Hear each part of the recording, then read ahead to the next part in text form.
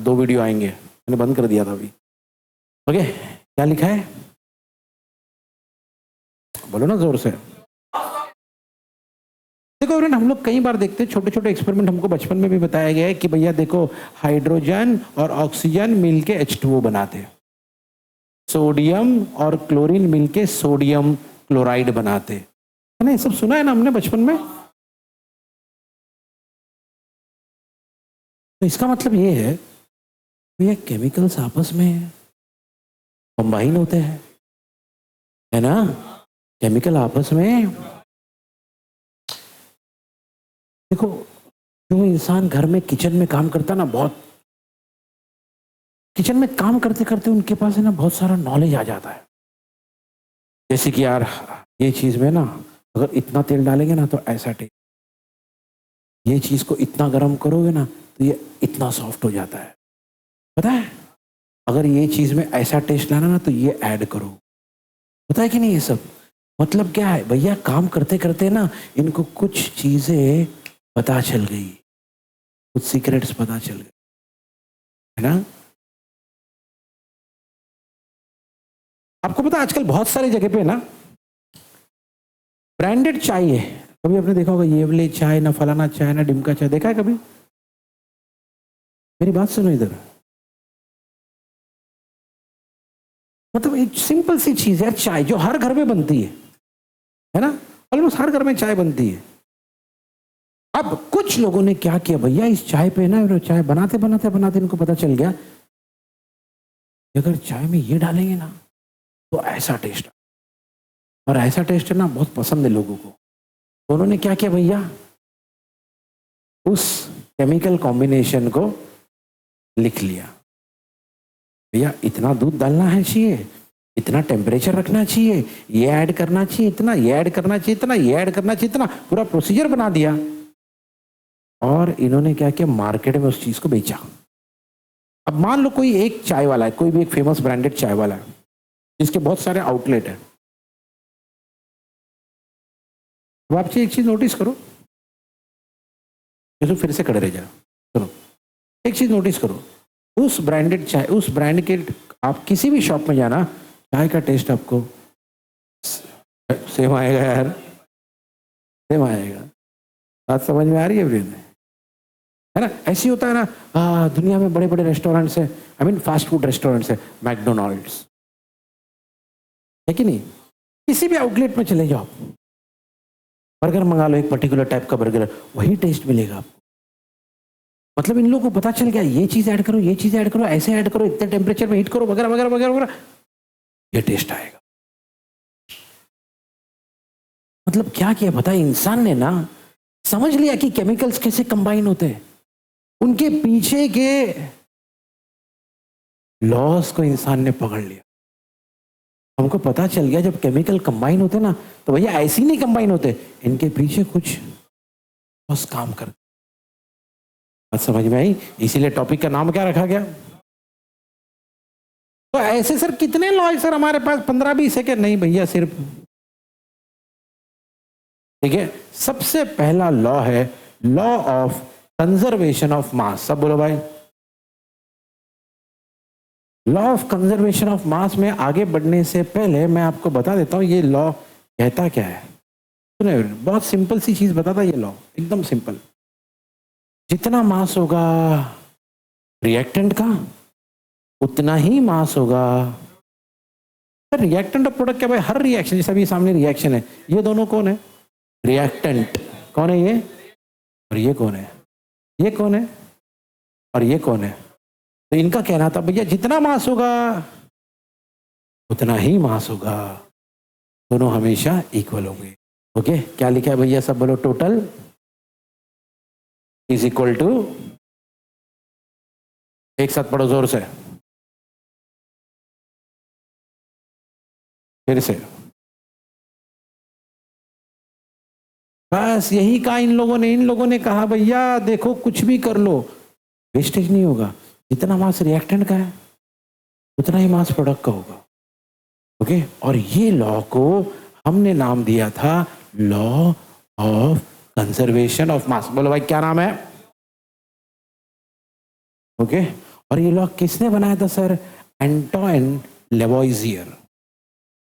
एंटोनी नहीं हो, एंटोइन।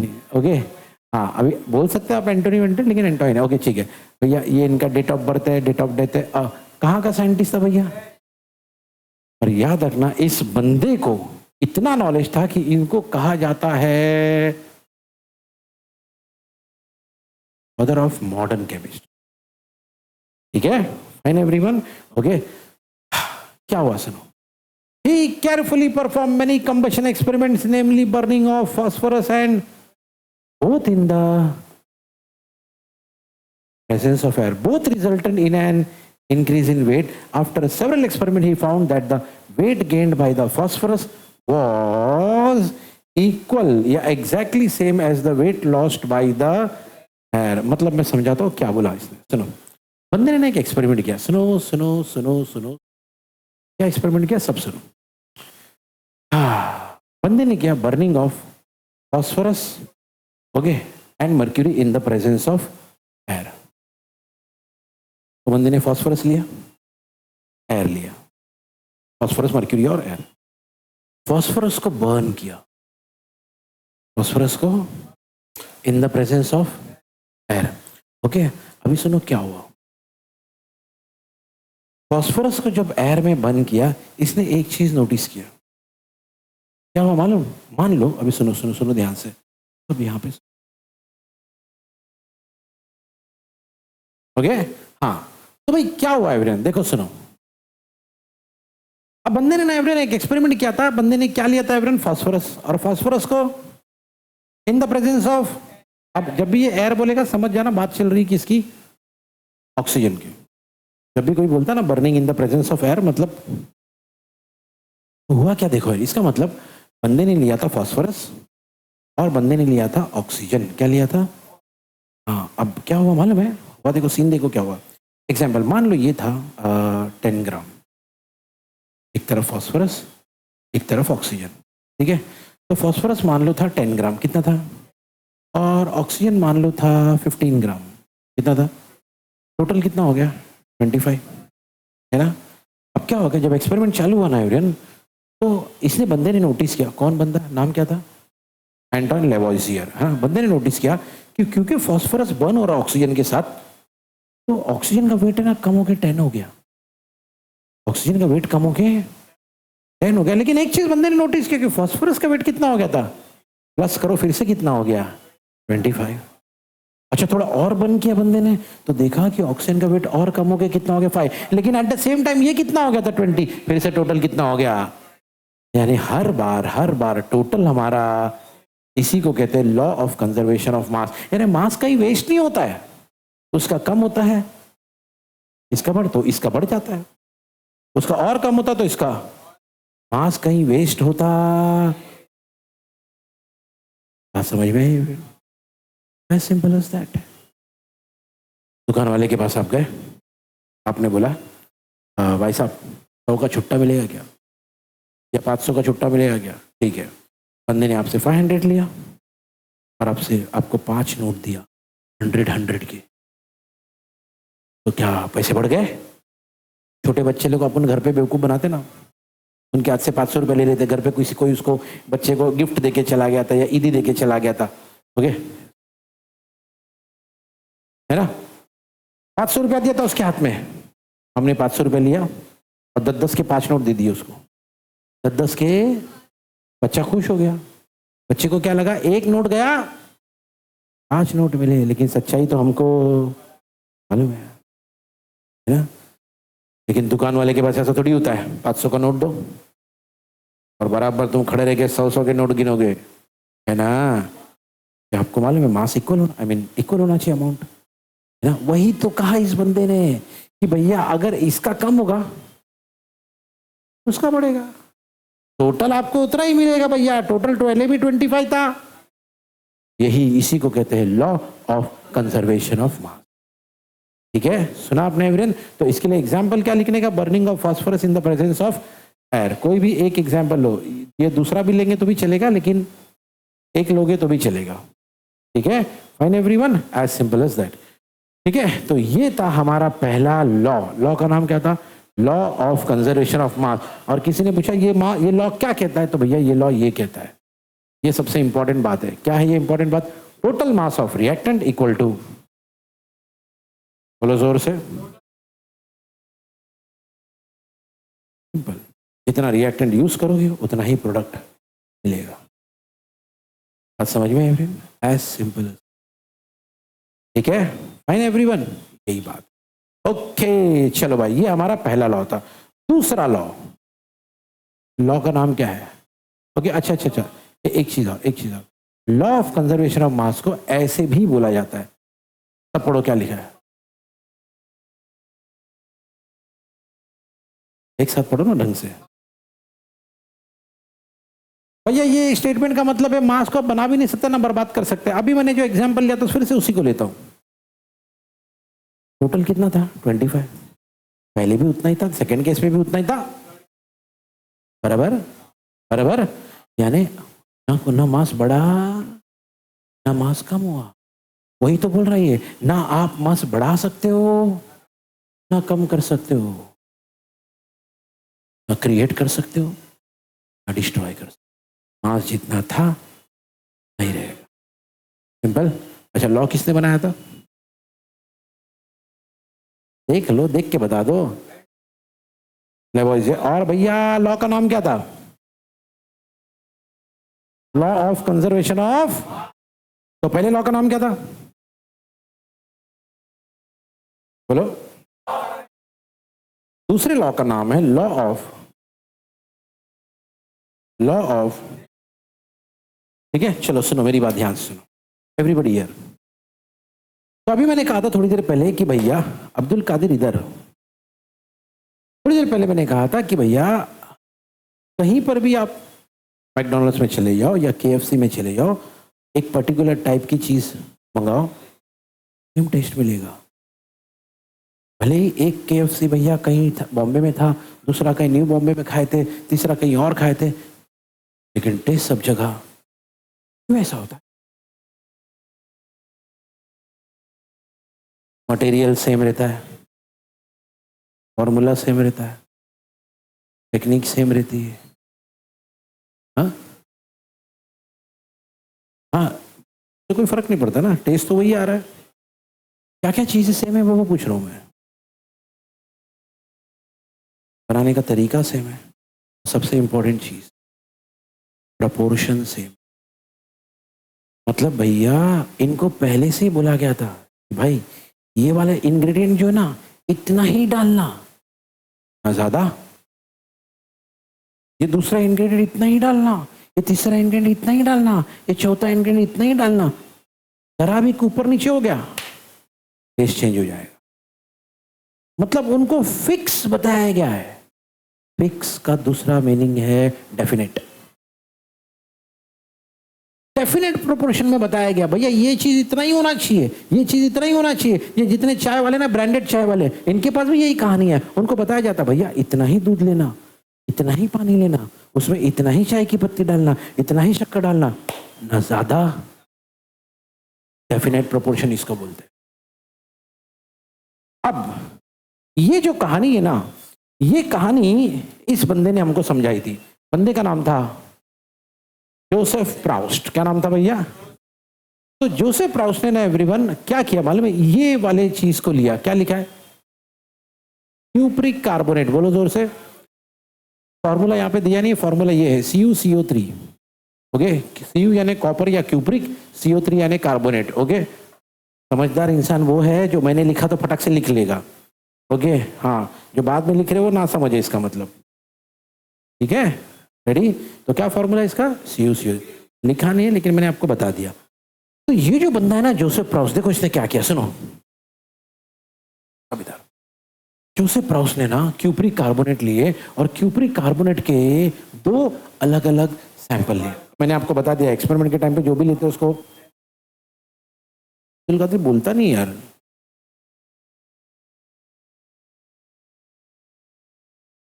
अब इधर ठीक है, तो दो अलग अलग सैंपल लिया। दो अलग अलग सैंपल लिया मतलब सर एक उसने लिया मतलब क्यूप्रिक कार्बोनेट को नेचुरल जगह से, नेचर से उठाया। और दूसरा क्या लिखा भैया, यानी लैब से उठाया। सिंथेटिक मतलब मैनमेड, सिंथेटिक मतलब जो हमने बनाया। समझ में आता है एवरीवन? ओके, जैसे फ्रूट है, क्या है वो, नेचुरल है।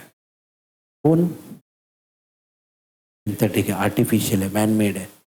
बात समझ में आ रही है एवरीवन? ऐसा तो ठीक है। तो सुनो, क्या हो गया, बंदे ने क्या लिया? इतना लेट बोलते हो यार, बोलो। मतलब वो नहीं, मैं वो नहीं बोल रहा हूँ फास्ट बोल, मैं बोल रहा जब मैं पूछूंगा ना वहां गैप नहीं आना चाहिए, ठीक है? क्यूप्रिक कार्बोनेट के इसने 2 सैंपल लिया, पहला, दूसरा। अभी सुनो क्या हुआ। अभी आपने देखा क्यूप्रिक कार्बोनेट में 3 लोग हैं, copper, carbon, oxygen. Copper, carbon, बराबर है ना, है ना? देखो देखो, सुनो भैया, इस जोसेफ प्राउस्ट नाम के बंदे ने क्या किया। बंदे ने पहले नेचुरल सैंपल लिया। यूसुफ फिर चालू हो गया तेरा, इधर ध्यान दे। ओके, इधर ध्यान दे। पहले इसने लिया नेचुरल सैंपल, देखा उसमें कॉपर कितना है, तो पता चला उसमें कॉपर इतना है, 51.35%। फिर चेक किया ऑक्सीजन कितना है, कितना मिला। फिर चेक किया कार्बन कितना है, कितना। कौन सा सैंपल था ये? जो उसने नेचर से उठाया था, ठीक है। अब दूसरा सैंपल उठाया मैन मेड, जो लैब में बनाया या कंपनी में बनाया है, ऐसा वो लिया, उसको चेक किया। उसमें भी कॉपर है, क्योंकि फॉर्मूला तो वही है, उसमें भी कॉपर है, उसमें भी कार्बन है, उसमें भी ऑक्सीजन है। फर्क सिर्फ ये है, वो नेचर ने बनाया था, ये इंसान ने बनाया। लेकिन बंदे ने जब चेक किया ना, तो पता चला उसमें भी कॉपर, उसमें भी ऑक्सीजन, उसमें भी कार्बन। फिर जोसेफ प्राउस्ट को एक बात समझ में, यार क्योंकि है तो वो क्यूप्रिक कार्बोनेट, भले नेचर ने बनाया, फॉर्मूला तो वही रहेगा, CuCO3। इसलिए बंदे को समझ में आई बात कि क्योंकि भैया फॉर्मूला दोनों का सेम है, इसलिए भैया प्रोपोर्शन भी सबका, भले ही आप नेचर से उठाओ या आप मैनमेड उठाओ। अब आप ही सोचो ना यार, नेचर में जो पानी मिलता है वो एक, और दूसरा जो हमारे ना वो बॉटल में पानी आता है, मिनरल वाटर करके बेचा जाता है, फॉर्मूला अगर देखा जाए तो दोनों का सेम ही है ना। हालांकि मैं ये बोल नहीं सकता कि मैनमेड है, वो भी तो वहीं से उठाया गया, खाली प्यूरिफाई कर दिया गया। लेकिन चलो एक रफ एग्जाम्पल है ऐसी, ओके भैया, एक आपने नेचर से उठाया, गंगा वंगा में कह गए, हिमालय पे, वहां से पानी लाए, उसका फॉर्मूला चेक किए, H2O। यहाँ पे आए, मिनरल वाटर उठाए, भैया एक बिस्लरी की बोतल देना, ले उठाए, चेक किए, उसका फॉर्मूला H2O। फॉर्मूला दोनों का सेम, इधर भी 2 हाइड्रोजन 1 ऑक्सीजन है, H2O मतलब 2 हाइड्रोजन 1 ऑक्सीजन, इधर भी मतलब प्रोपोर्शन सेम। तो ऐसा आप कितनी भी बार ये रिएक्शन कर लो, एग्जाम्पल देख लो, सैंपल अलग अलग चेक कर लो, आपको पता चलेगा भैया आप नेचर से उठाओ या आर्टिफिशियल उठाओ, प्रोपोर्शन आपका हमेशा। तो बंदे को एक बात समझ में आ गई, क्या लिखा, a given compound always contains exactly same proportion of elements bye, okay. और इसी को कहा जाता है, सब बोलो बोलो, कभी कभी है ना इसको ये नाम से बुलाते हैं, क्या बुलाता है? बोले सर सेम ही तो है नाम, क्या अलग है? अरे एक वर्ड अलग है भैया, यहाँ पे क्या लिखा था, यहाँ पे क्या लिखा है, बस इतना ही। बात समझ में एवरीवन, है ना? तो ये बात एकदम सिंपल है कि भाई आप कहीं से भी कोई भी चीज उठाओ, अगर वही चीज उठाओगे, वही कंपाउंड उठाओगे, तो अंदर का कंपोजिशन आपको, ठीक है। किसने बनाया था ये लॉ?